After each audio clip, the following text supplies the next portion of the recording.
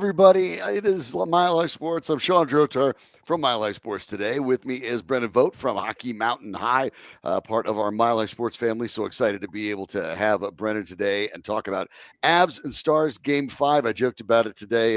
How many times are we going to hear pivotal Game 5, right, for this series? And the Avalanche got things right. They played, I thought, the best game of the season, not the series, the season in Game 4. They came out and just buried the Stars in shots, 48-23. You do that again, Brennan, I think you'll win the game, but I think Dallas is going to come with renewed energy and vigor.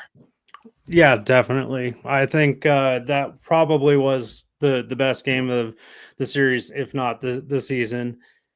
I mean, whenever you get an LOC shorty, you can't deny that.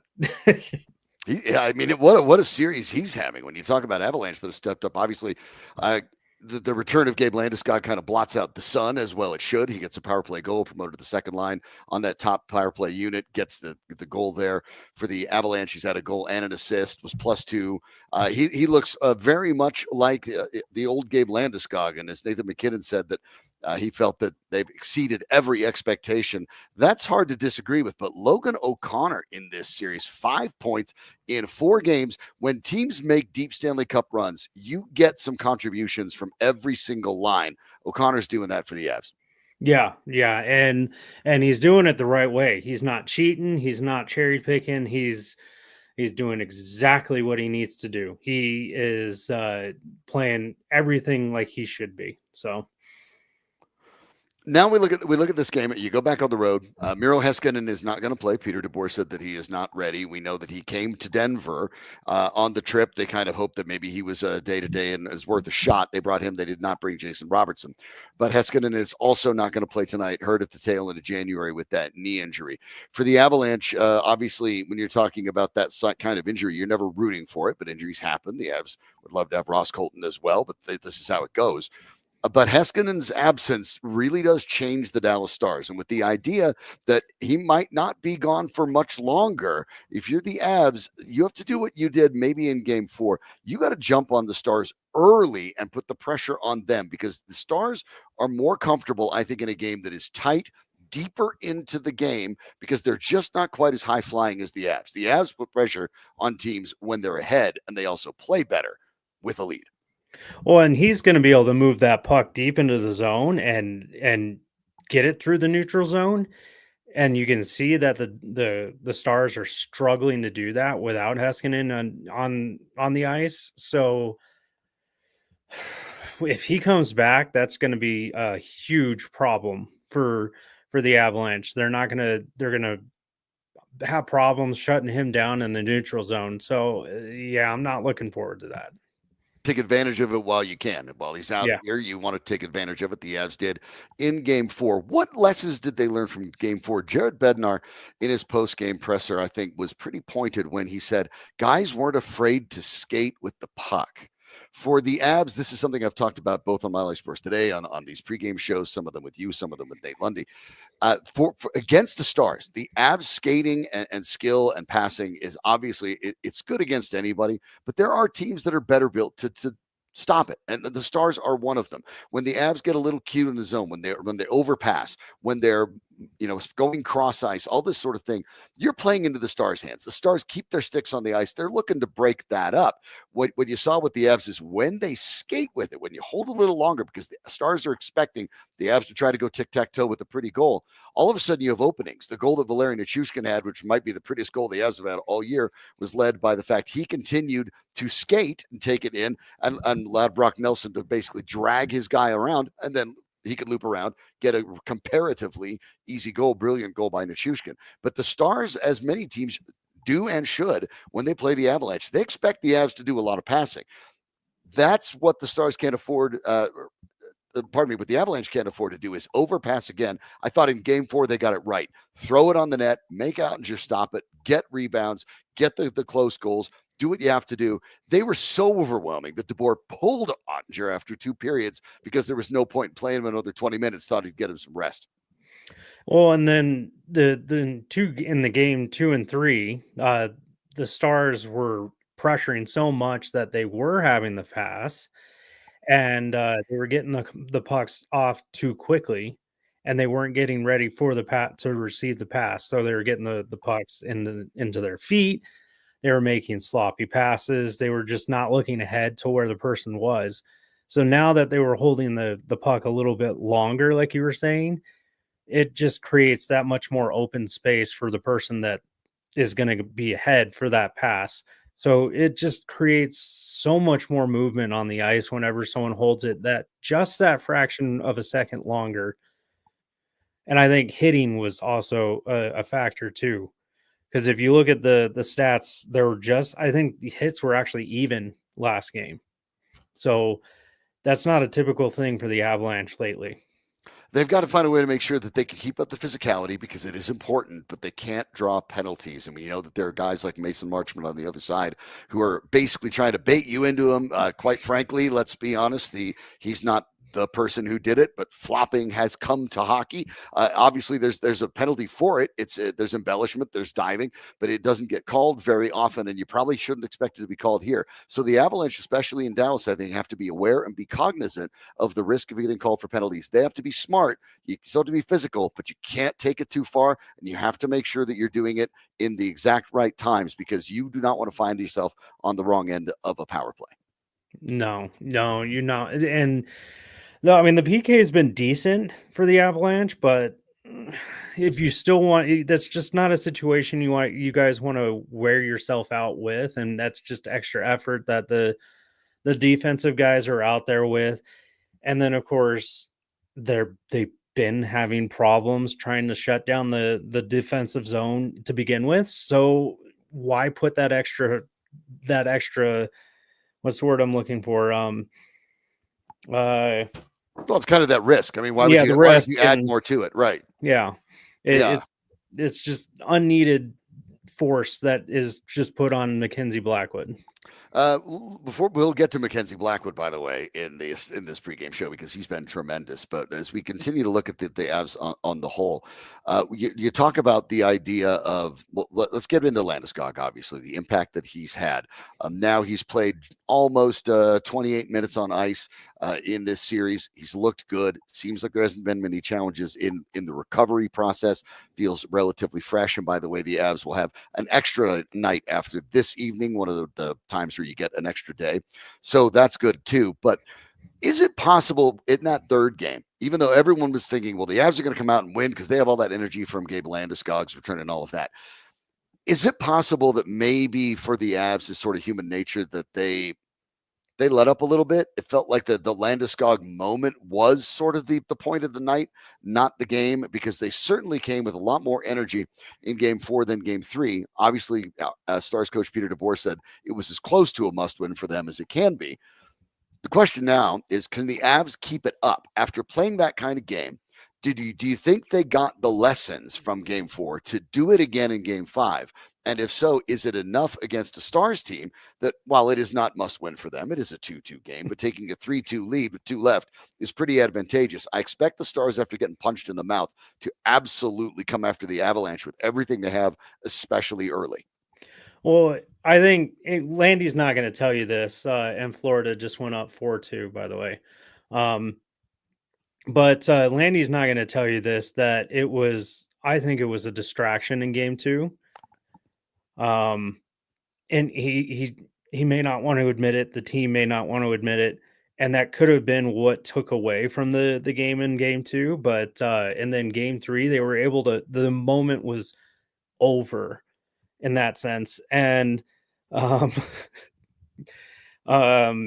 then Landy was able to concentrate just on the game.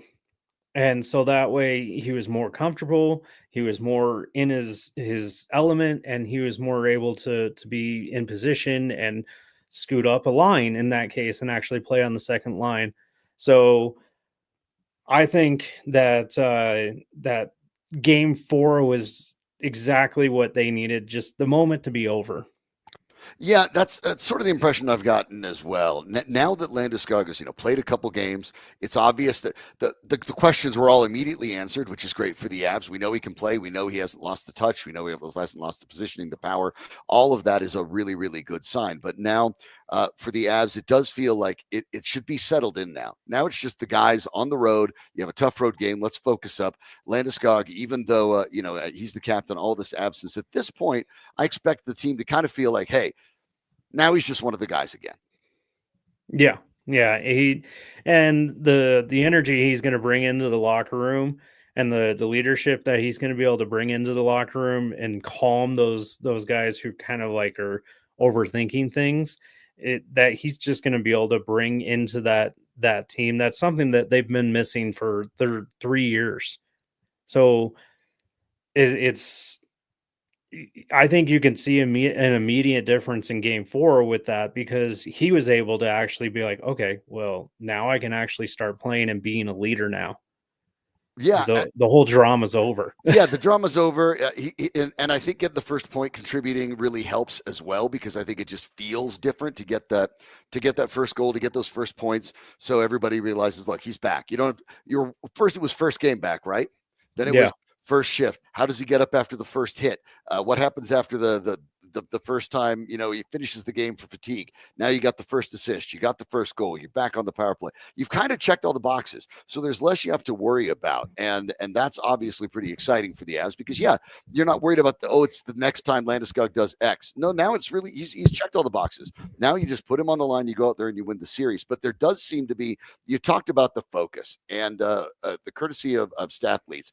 When Landeskog has been on the ice, look at these numbers. Shot at goals 2-0 when Landeskog's been on the ice in this series. Scoring chances 8-2 for the Avalanche. Shots from the inner slot 6-0. Shots in the slot 14-2. And overall shot attempts, how about this one, Brennan? 51-14.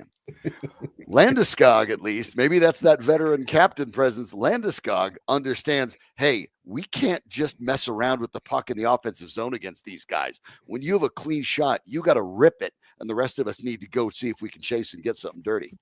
It's this championship mentality. And I mean, there's a lot of guys on the team that have it, right? But maybe there's something to being through some of those, because Landeskog does seem to be the guy that has changed the dynamic of the team. They've just become much more aggressive since he came back, not only with the way they've approached the offense, but physically as well. Obviously, he started the first game with a huge hit on Mikko Rantanen, who, if you didn't get to hear the mic'd up sound, Mikko Rantanen congratulated him. He came back and said, welcome back, you big leap. But I mean, it seems like Landeskog's style of play all of a sudden immediately translated to the Avs. It only took a couple of games. Hopefully that's what happens here too. Yeah, and the fact that he was able to lay that hit down right away and just kind of get that pressure off his shoulders, I think was just a big relief for him and the fans alike. So it kind of, I mean, I saw it in Loveland when I was watching him, but you could kind of tell he was being a little hesitant in Loveland about it. But that hit against Mikko was definitely different. Yeah, he'd put more weight into it. He put more effort into that. Went full speed rather than kind of half speed.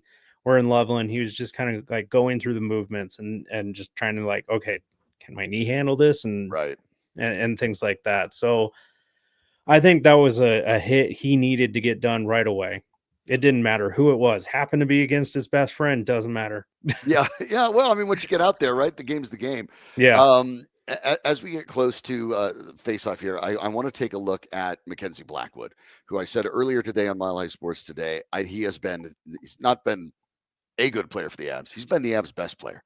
And there are a lot of statistics that validate that. Goals saved above expected, for example. But basically, the idea for those who aren't maybe into the real advanced metrics, now we're in a world where everybody tracks every shot, every speed, all the angles, all of that, right? And so we kind of know when shots are here at this speed against an average goaltender, they go in X percentage of the time.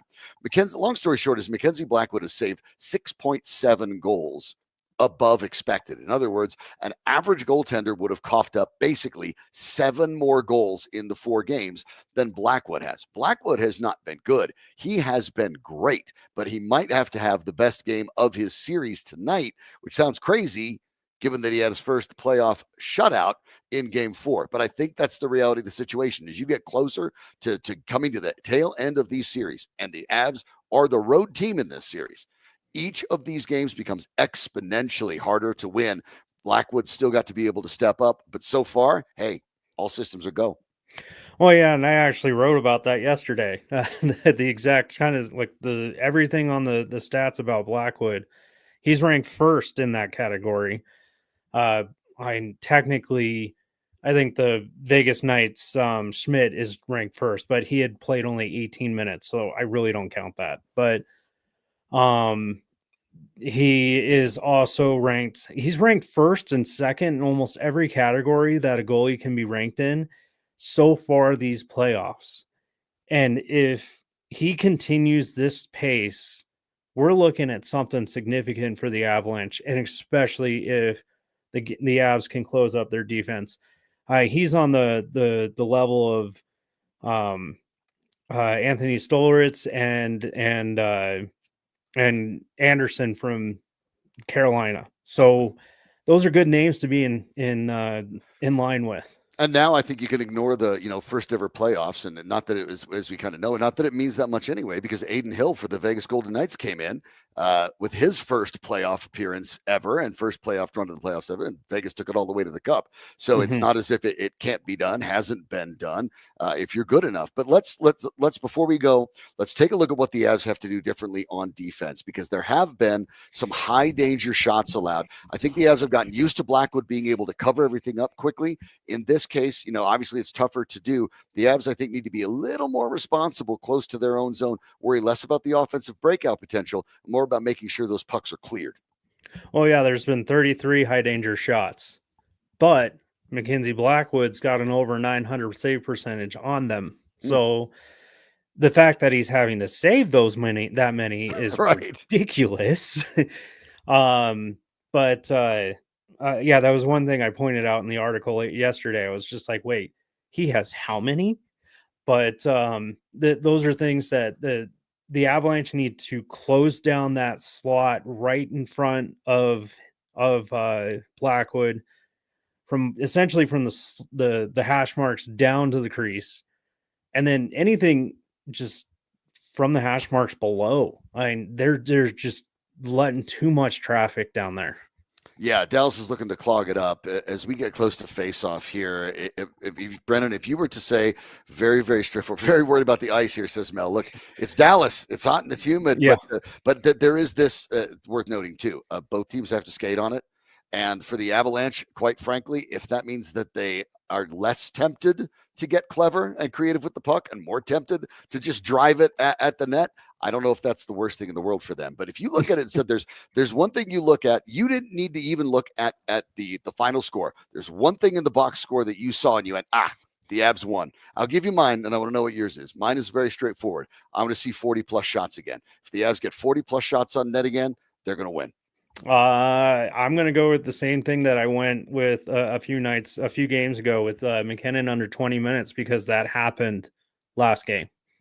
Yeah, that's obviously a good. Yeah, that's a good sign. You saw what happened in Edmonton, where they just kept running Draisaitl and McDavid out over and over and over and over again because they needed it. If you don't need it, you don't need to run those Stars, and that would be an advantage too. The Avalanche look to run the Stars out of their home ice in Dallas. We're looking forward to it. Brennan Vogt of Hockey Mountain High. Make sure you give them a follow for all of the latest, and check out the story. Of course, he wrote right there, and we'll have more coming after Game 5. What's your feeling on it? What do you think? Well, it depends partially on the ice. I didn't check the weather, what it was, but it's in Dallas. The ice sucks. Sorry. It's like 50% humidity and 80 degrees. Spoiler alert, it's terrible. Yeah, I'm sure. I mean, they don't have Heiskanen, so I'm feeling a little bit better about it, but they do have back, so Yeah, Beck's coming in for Bork. We'll see how it goes. I feel like the Avs again. I just keep up the pressure. Do what they were doing. I think they can flood this net, and I think they can win. But the first period, I think, is going to be one that tells a lot. If the Avs, you can't find yourself getting behind. If the Avs are ahead or even tied after one, I like their chances. If they're behind after one, there will be concerns. But we'll find out about it. And we'll talk about it either way. Make sure you check out Hockey Mountain High for the latest. MileHighSports.com. I'll be back at it with Nate Lundy tomorrow at Mile High Sports Today. Brendan, thanks so much for the time. Love doing this with you. Hopefully we get a few more of them. Yeah, I hope so too. Thank you. All right. Thanks to everyone who was watching. Danny Bailey's our producer, makes that all work. Thanks so much to Danny. But we want to get out of the way and let you watch the game. Avs, Stars, Game 5. From all of us here, I'm Shawn Drotar. This is Mile High Sports.